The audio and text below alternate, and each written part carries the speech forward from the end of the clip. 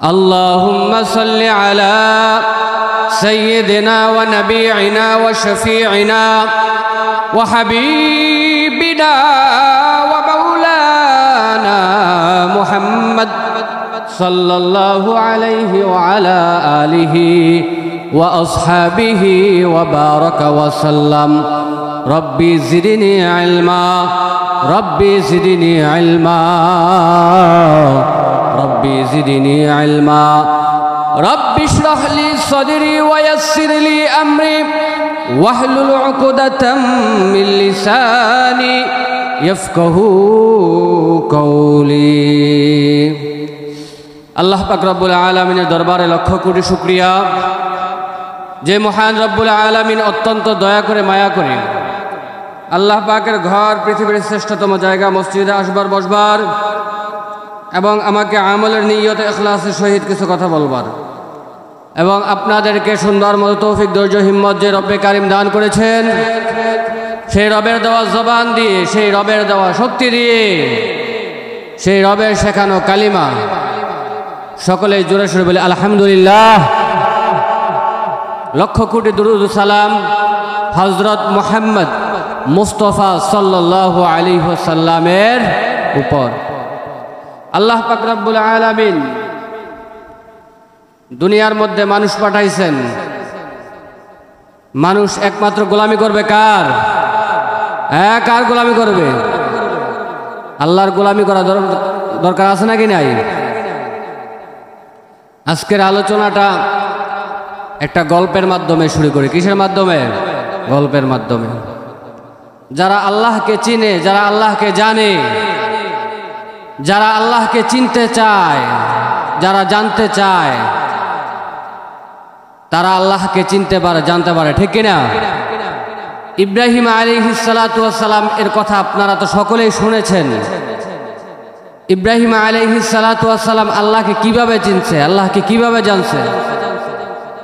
যখন দিনের বেলায় আকাশে সূর্য উদিত হতো তখন ইব্রাহিম আলাইহিস সালাতু ওয়াস সালাম চিন্তা করতেন, গবেষণা করতেন, সূর্যটা এত তাপ দেয়, সারা দুনিয়া আলোকিত করে ফেলে, এত রোশনি দেয়, এই সূর্য হয়তো আমার সৃষ্টিকর্তা। কিন্তু দিন শেষে দেখা গেছে সূর্যটা কি অস্তমিত হয়ে যায়। রাত্রে কি সূর্য থাকে? আসমানের মধ্যে কি রাত্রে সূর্য দেখা যায়? দেখা যায় না। তো সূর্য যখন ডুবে যায় তখন ইব্রাহিম আলাইহিস সালাতু ওয়াস সালাম বুঝলেন যে যেই সূর্যের শেষ আছে ওই সূর্য আমার রব হতে পারে না, ওই সূর্য আমার সৃষ্টিকর্তা হতে পারে না।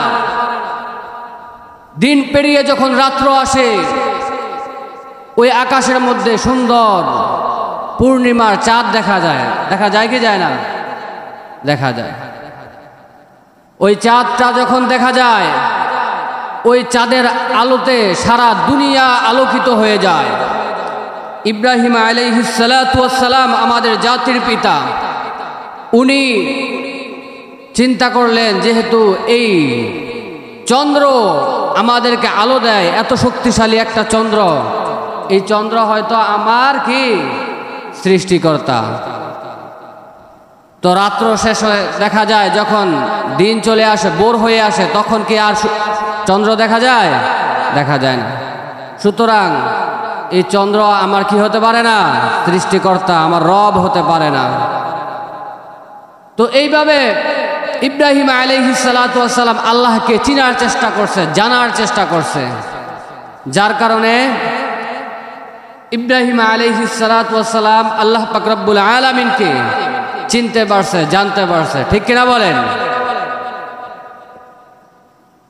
তো আমার ভাইরা, আমার বন্ধুরা, এই কথাটা থেকে আমি বুঝাতে চাইলাম যারা আল্লাহকে চিনতে চায়, জানতে চায়, তারা আল্লাহকে চিনতে পারে, জানতে পারে। আওয়াজ করে বলেন ঠিক কিনা? একটা গাড়ি চালক ছাড়া চলে? একটা গাড়ি ড্রাইভার ছাড়া চলেনি? চলে না। একটা নৌকা মাঝি ছাড়া চলে? চলে না। তাহলে এত বড় পৃথিবী অবশ্যই চালানেওয়ালা একজন আছে নাকি নাই? আওয়াজ করে বলেন আছে নাকি নাই? তিনি কে? তিনি কে? আল্লাহ। সুতরাং গোলামি করতে হবে কার? আল্লাহ। যাই হোক, যে কথাটা বুঝাতে চাইতেছে, যারা চিনতে পারে, যারা জানতে পারে, সব খান থেকে আল্লাহকে চিনতে পারে, জানতে পারে। যারা শিখতে চায় তারা সব খান থেকে শিখতে পারে। আওয়াজ করে বলেন ঠিক না আমার ভাইরা, আমার বন্ধুরা? তো যে গল্পটা বলবো সেই গল্পটা হলো মালিক শ্রমিকের। কার? মালিক শ্রমিকের। আমাদের মালিককে, আমাদের মালিককে। আর আমরা হলো গোলাম, আর আমরা হলাম আল্লাহ পাক রব্বুল আলামিনের গোলাম। আওয়াজ করে বলেন ঠিক কিনা? তো দেখলাম মালিক শ্রমিককে বলতেছে, শ্রমিকের নামে মালিকের কাছে একজনে বিচার দিতেছে, সে কি করে না, ঠিক মতো কাজ করে না। আচ্ছা, আপনি যেই মালিকের হয়ে কাজ করেন, ওই মালিকের কাজের মধ্যে যদি অবহেলা করেন, চোরামি করেন, তাহলে মালিক আপনাকে বেতন দিবে? যদি কাজে না যান তাহলে হাজিরা মাইর। আওয়াজ করে বলেন ঠিক কিনা?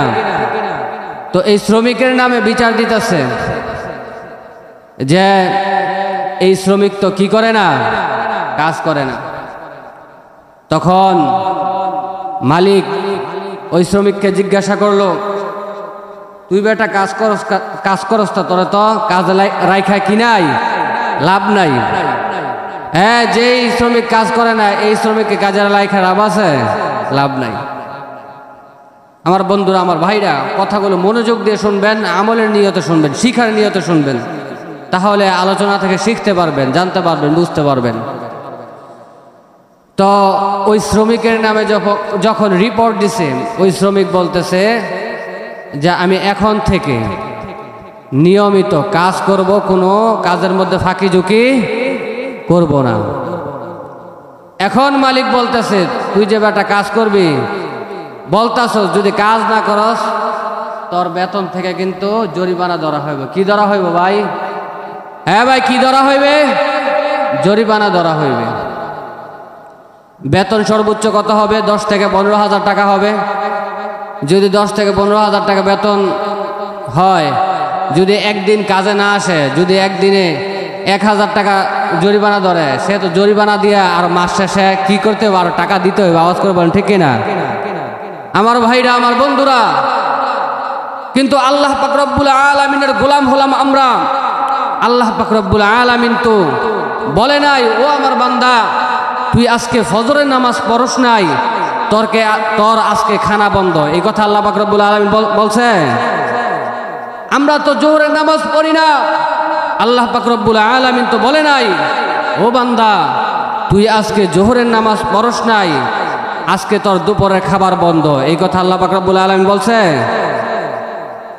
আমরা তো আসরের নামাজ পড়ি নাই, আসরের নামাজ না পড়ার ক্ষেত্রে তো আল্লাহ পাক রব্বুল আলামিন বলে নাই, ও বান্দা, তুই আজকে আসরের নামাজ পড়স নাই, আসরের নামাজ না পড়া তুই বাজারের মধ্যে গিয়া যে আড্ডা দিলি, যে পা দিয়ে হাইটা যাবি, ওই পাটা আমি আজকে পঙ্গু করে রাখবো। এই কথা তো আল্লাহ পাক রব্বুল আলামিন বলে নাই।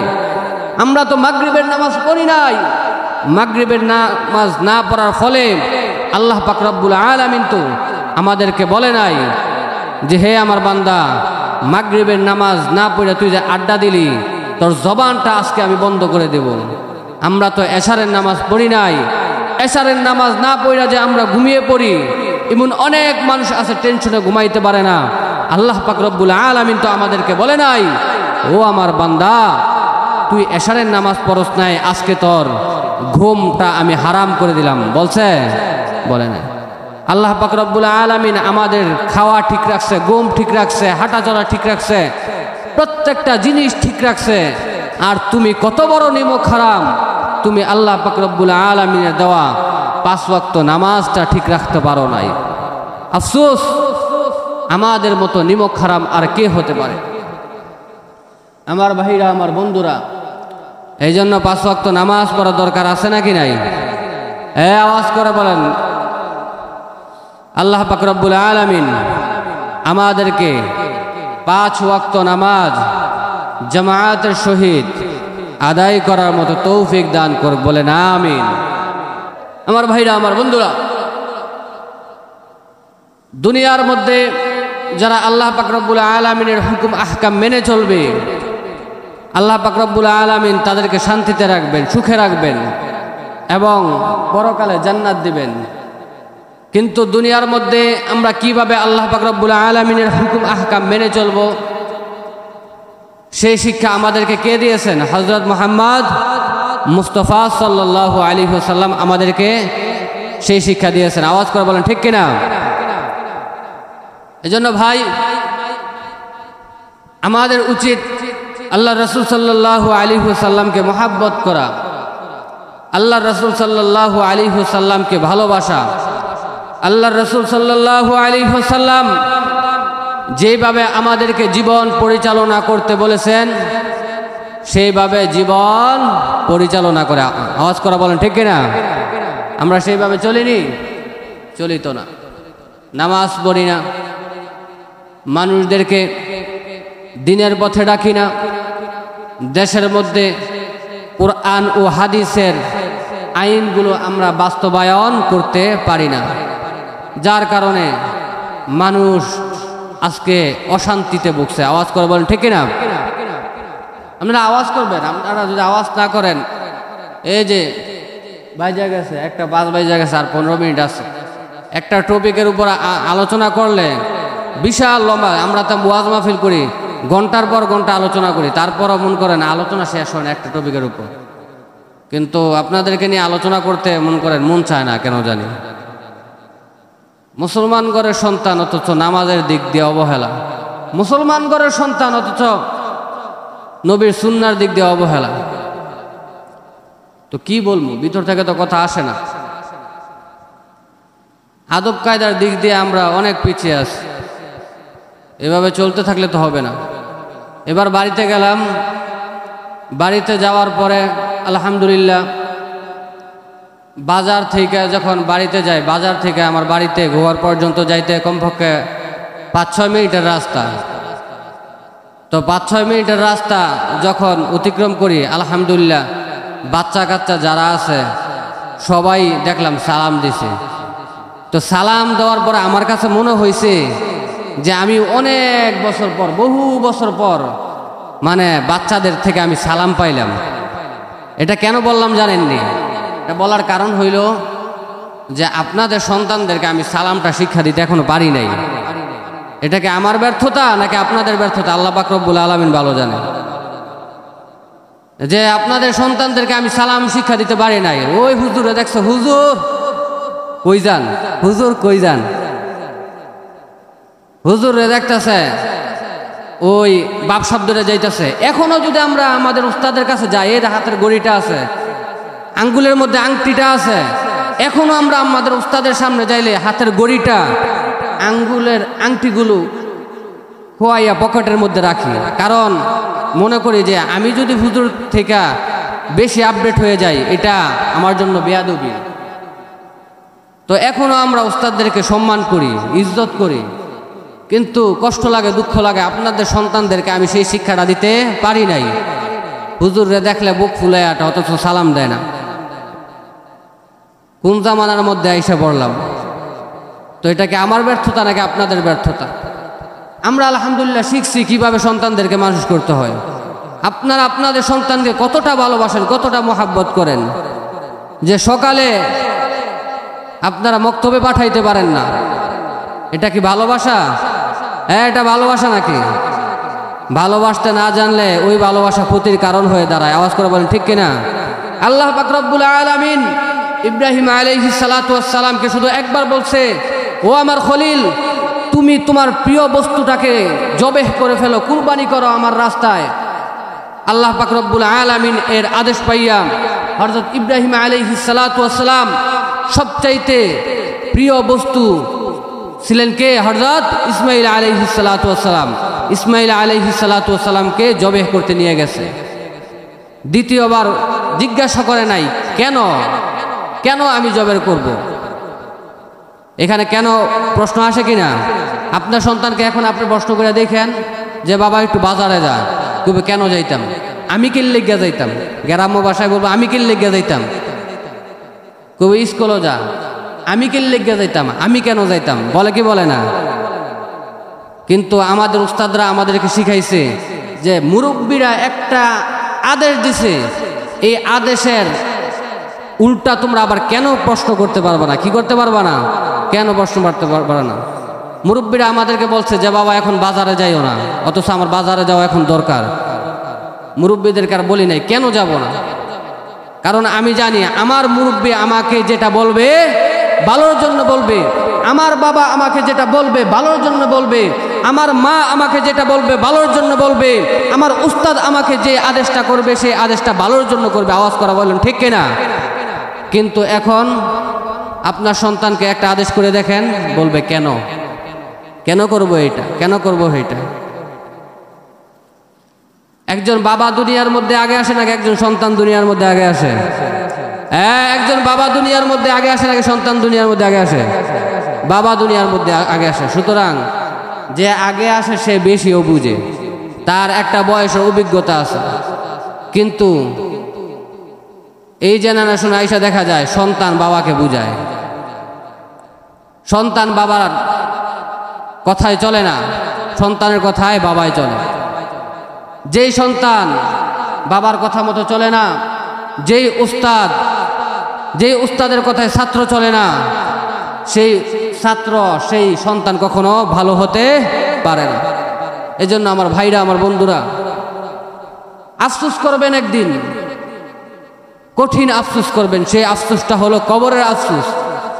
আমি তো এখনো বাড়িতে গেলে আলহামদুলিল্লাহ, আমাদের এদিকে তো আপনাদের গোরস্থান নাই, আছে গোরস্থান নাই, আপনারা পারিবারিক কবরস্থান করেন বাড়ির কাছে। ইচ্ছা করলে আপনার বাবার জন্য আপনি দোয়া করতে পারেন। আপনি আমাকে জবাব দেন, আপনার বাবার কবরে গিয়া আপনার সন্তানকে নিয়ে কয়বার দোয়া করছেন? প্রতি শুক্রবার অন্তত আপনার বাবার কবরের পাশে যাইয়া দোয়া করা দরকার আছে নাকি নাই? যেই বাবা আপনাকে সম্পত্তির মালিক বানাইলো, যেই বাবা আপনাকে গাড়ির মালিক বানাইলো, টাকা পয়সার মালিক বানাইলো, সব কিছু আপনার জন্য রেখে গেল, সেই বাবার কবরে গিয়া সূরা ফাতিহা, সূরা ইখলাস পড়ে আপনার দোয়া করার মতো তৌফিক হয় না। আপনি কত বড় নিমক হারাম, আপনি কত বড় অকৃতজ্ঞ। আপনারা তো যাই হোক, আমি এখানে আসার পর অনেকে আমারে কবরস্থানে নিয়ে গেছেন, দোয়া করাইছেন, কিন্তু আপনাদের সন্তান যেগুলো, এইগুলো বছরেও একবার যাবে না, দোয়া করবে না, আপনার জন্য 2 ফোঁটা চোখের পানি ফালাইবে না, কারণ আপনার ছেলেকে তো আপনি ওইভাবে মানুষ করতে পারেন নাই। এমনও সন্তান আছে, এমনও ছেলে মেয়ে আছে এখনো কালিমাটা পড়তে পারে না। তুই বেটা কালিমা পারস না, তুই কিসের মুসলমান? আপনার সন্তান যখন ছোট থাকে, আপনার সন্তানকে কি হুজুর কালিমা শিখাইবে নাকি আপনার সন্তানকে আপনি কালিমা শিখাইবেন? একটা সন্তান ছোট থাকলে তাকে আব্বা ডাক শিখায়, ঠিক না? তাকে মা ডাক শিখায়, তাকে নানির বাড়ির কথা শিখায়, ফুফুর বাড়ির কথা শিখায়, পাশাপাশি যে তাকে কালিমাটা শিখাইতে হবে সেই ধ্যান খেয়ালটা থাকে না। ইংরেজি লেটার শিখায়, বাংলা বর্ণ শিখায়, কিন্তু কালিমা শিখাইতে পারে না। তো আফসোস কাকে বলে এটা মরলে বুঝবেন, যে আপনার সন্তানকে আপনি দিনের পরে দিন টাকা দিলেন, পয়সা দিলেন, লেখাপড়া করাইলেন, মানুষ করলেন, শ্রম দিলেন, শ্রম দেওয়ার বিনিময়ে আপনি মৃত্যুর পরে কোনো কিছুই পাইলেন না। আফসোস করবেন, কঠিন আফসোস করবেন। এজন্য ভাই, সন্তানদেরকে সুশিক্ষিত করা দরকার আছে নাকি নাই? পাঠ্য বই থেকে কি শিখবেন? পারিবারিক শিক্ষা হলো বড় শিক্ষা। আওয়াজ করে বলেন ঠিক কিনা? যিনি ব্যবসা করে সে স্কুল কলেজে না পড়লেও এক সময় বড় হিসাব কিতাব সে ভালো করে পারে। আওয়াজ করে বলেন ঠিক কিনা? আগের দিনের অনেক মানুষ আছে যারা এমন হিসাব করে, এই যুগের লেখাপড়া করে সেই হিসাব করতে পারে না, ঠিক কিনা? কারণ তার অভিজ্ঞতা আছে। ঠিক তেমনিভাবে আপনি যদি আপনার পারিবারিক শিক্ষা গ্রহণ করতে পারেন, তাহলে দেখবেন কার সাথে কিভাবে কথা বলতে হবে, কার সাথে কিভাবে আচরণ করতে হবে, এগুলো বুঝবেন। এই জন্য ভাই, পারিবারিক শিক্ষা হলো বড় শিক্ষা। পাঠ্য বইয়ে যে শিক্ষাগুলো আছে, যেহেতু দেশের মধ্যে ইসলামিক আইন নাই, সেজন্য পাঠ্য বইয়ের শিক্ষাগুলো অশৃঙ্খল হয়ে যাইতেছে, কোরআন ও হাদিস বিরোধী হয়ে যাইতেছে। আমার ভাইরা, আমার বন্ধুরা, এজন্য দেশের মধ্যে যদি শান্তি ফিরে আনতে হয়, দেশটা যদি শান্তিময় করতে হয়, নবীজির সুন্নাহ দরকার আছে নাকি নাই? আমার ভাইরা, আমার বন্ধুরা, মনে রাখবেন যে প্রত্যেকটা কাজের দুইটা মাত্র দিক থাকবে। কয়টা দিক থাকবে? দুইটা দিক থাকবে। একটা দিক হলো খারাপ দিক, একটা দিক হলো খারাপ দিক, আর একটা দিক হলো ভালো দিক। অর্থাৎ রাসূল পাক সাল্লাল্লাহু আলাইহি ওয়াসাল্লাম এর পদ্ধতিতে যেই কাজটাই করা হবে সেই কাজটা ভালো হবে নাকি খারাপ হবে? আপনি যদি রাসূলের আদর্শ অনুযায়ী পরিবার চালান তাহলে ওই পরিবার চালানো ভালো হবে। আপনি যদি রাসূল পাক সাল্লাল্লাহু আলাইহি ওয়াসাল্লাম এর আদর্শে আপনার সন্তানকে শাসন করেন তাহলে সেটা শাসন হবে। আপনি যদি রাসূল পাক সাল্লাল্লাহু আলাইহি ওয়াসাল্লামের আদর্শে সন্তানকে ভালোবাসেন তাহলে সেটা ভালোবাসা হবে। আপনি যদি রাসূল পাক সাল্লাল্লাহু আলাইহি ওয়াসাল্লাম এর আদর্শে দেশটাকে শাসন করেন তাহলে সেটা রাজনীতি হবে। আর রাসূল পাক সাল্লাল্লাহু আলাইহি ওয়াসাল্লাম এর আদর্শের বাহিরে গিয়া দেশ চালাইলে সেটা দুর্নীতি হবে, দেশের মধ্যে অশৃঙ্খল হবে। রাসূল পাক সাল্লাল্লাহু আলাইহি ওয়াসাল্লাম এর আদর্শের বাহিরে গিয়া শাসন করলে সেটা শাসন হবে না, শোষণ হবে। রাসূল পাক সাল্লাল্লাহু আলাইহি ওয়াসাল্লাম এর আদর্শের বাহিরে গিয়া ভালোবাসলে সেটা জিনা হবে, ব্যভিচার হবে। সেটার মাধ্যমে সমাজের মধ্যে আল্লাহ পাক রব্বুল আলামিনের গজব নেমে আসবে। আওয়াজ করে বলেন ঠিক কিনা? এজন্য প্রত্যেকটা কাজ কার আদর্শে করা দরকার? রাসূলের আদর্শে করা দরকার। আওয়াজ করে বলেন ঠিক কিনা? আমার ভাইরা, আমার বন্ধুরা, কিন্তু আফসোস লাগে, দুঃখ লাগে, কষ্ট লাগে, আজকে কিন্তু মানে আলেম উলামারাও রাসূল পাক সাল্লাল্লাহু আলাইহি ওয়াসাল্লামের আদর্শ অনুকরণ করে। এই যে দেশটার মধ্যে আমরা দীর্ঘ 16 বছর যাবৎ আপনারা যারা আছেন সবাই কোনো না কোনোভাবে অত্যাচারিত হয়েছেন, নির্যাতিত হয়েছেন। কখনো চাউলের দাম বেশি, কখনো ডাউলের দাম বেশি, কখনো পেঁয়াজের দাম বেশি। হয়েছে কি হয় নাই? আর আলেম ওলামাদেরকে কথা কি বলবো, তাদেরকে অত্যাচার করা হয়েছে, জুলুম করা হয়েছে, জেল বন্ধ করা হয়েছে। তারপরেও তারা এখনো পরিপূর্ণভাবে রাসূলের দেওয়া আদর্শ বাস্তবায়ন করতে চায় না বা চাইতেছে না বা পারতেছে না। কেন পারতেছে না? কারণ রাসূলের আদর্শ হলো দেশের মধ্যে খেলাফত থাকবে। কি থাকবে? খেলাফত থাকবে। আর রাসূলের আদর্শের বাহিরে যেটা হলো আব্রাহাম লিঙ্কনের আদর্শ, সেটা হলো দেশের মধ্যে গণতন্ত্র থাকবে, ক্ষমতার সব উৎস জনগণ থাকবে। আমাকে বলেন, ক্ষমতার উৎস কি জনগণ নাকি ক্ষমতার মালিক কে? কে? আল্লাহ। তো আপনি রাসূলের আদর্শ বাদ দিয়া আব্রাহাম লিঙ্কনের আদর্শ দিয়া আপনি দেশের মধ্যে শান্তি ফিরিয়ে আনবেন? আপনি যত বড় আল্লাহর ওলি হন না কেন, যত বড় মুহাক্কিক আলেমী হন না কেন, আপনি দেশের মধ্যে শান্তি প্রতিষ্ঠা করতে পারবেন না। ইতিহাসের মধ্যে এমন কোন নজির দেখাতে পারবেন না যে আব্রাহাম লিঙ্কনের এই পদ্ধতির মাধ্যমে দেশের মধ্যে শান্তি ফিরিয়ে আনতে পারছে। এই যে স্বৈরাচার শাসক চলে গেছে, এখন একজন যে দায়ভার নিছে বা যে দেশ চালাইতেছে তাকে অনেকে ভালো বলে, আবার অনেকে খারাপও বলে। কিন্তু বর্তমান সোশ্যাল মিডিয়ার মধ্যে তাকাইলে দেখি উনার নামেও যে বিভিন্ন অপবাদ আছে নাকি নাই? আচ্ছা, উনি যে দেশ চালাইতেছে বা যেইভাবে চালাইতেছে, উনি কি কোরআন দিয়ে চালাইতেছে, হাদিস দিয়ে চালাইতেছে, অথবা রাসূল পাক সাল্লাল্লাহু আলাইহি ওয়াসাল্লামের পদ্ধতিতে চালাইতেছে? আমি ধরে নিলাম উনি অনেক ভালো মানুষ। ভালো মানুষ হওয়ার পরও যেখানে রাসূলের আদর্শ নাই, যেখানে রাসূল পাক সাল্লাল্লাহু আলাইহি ওয়াসাল্লাম এর আমলের বাস্তবায়ন নাই, সেইখানে কোশ্চিনকালও আল্লাহ পাক রব্বুল আলামিনের রহমত আসতে পারে না। সেই দেশের মানুষ কোশ্চিনকালও শান্তিতে থাকতে পারে না। আওয়াজ করে বলেন ঠিক কিনা? এখন তো একদল মানুষ দাবি উঠাইয়া দিছে যে এই ডক্টর ইউনূসকে আমরা চাই না। তো চাইবো কিভাবে? উনি যতই ক্ষমতাশালী হোক না কেন, যতই বুদ্ধিজীবী হোক না কেন, যত কিছুই করুক না কেন, উনি তো কোরআন দিয়া দেশ চালায় না। তুমি আলেম, তুমি কোরআন জানো, হাদিস জানো, তুমিও যদি ওই তাদের মতো ক্ষমতার মধ্যে আসার জন্য লাফালাফি করো তাহলে ক্ষমতায় হয়তো একদিন আসতে পারবা, কিন্তু দুনিয়ার মধ্যে শান্তি শৃঙ্খলা বজায় রাখতে পারবা না। কারণ আলেম হইছো কিন্তু খেলাফত প্রতিষ্ঠা করতে পারো নাই। আলেম হইছো কিন্তু রাসূল পাক সাল্লাল্লাহু আলাইহি ওয়াসাল্লাম এর আদর্শ বাস্তবায়ন করতে পারো নাই। আলেম হইছো কিন্তু সুন্নাহকে বিস্তার করতে পারো নাই। আলেম হইয়া তুমি ওই ইহুদি খ্রিস্টানদের পথে দেখানোই চলতেছ। আওয়াজ করে বলেন ঠিক কিনা? এজন্য আমার ভাইরা, আমার বন্ধুরা, মনে রাখবেন একটা সূত্র, আপনি দেখবেন আপনার জীবন পরিচালনা করার ক্ষেত্রে, কোনো মানুষকে নির্ণয় করার ক্ষেত্রে, দেশের মধ্যে যেই ঘটনাগুলো ঘটতেছে সেই ঘটনা ঘটার ক্ষেত্রে যদি ভালো হয় তাহলে বুঝবেন ওইটা কি রসুলের আদর্শ অনুযায়ী আছে। দেখবেন কোথাও কোনো গজব নামছে, কোথাও কোনো দুর্নীতি হইতেছে, আপনি দেখবেন মিলাইয়া ওইখানে রসুলের আদর্শ ছিল না। এজন্য ভাই, রসুলের আদর্শ যেখানে থাকবে সেইখানে শান্তি থাকবে। আওয়াজ করে বলেন ঠিক কিনা? এজন্য আমার ভাইরা, যেহেতু ৯৫ ভাগ মুসলমানের দেশ,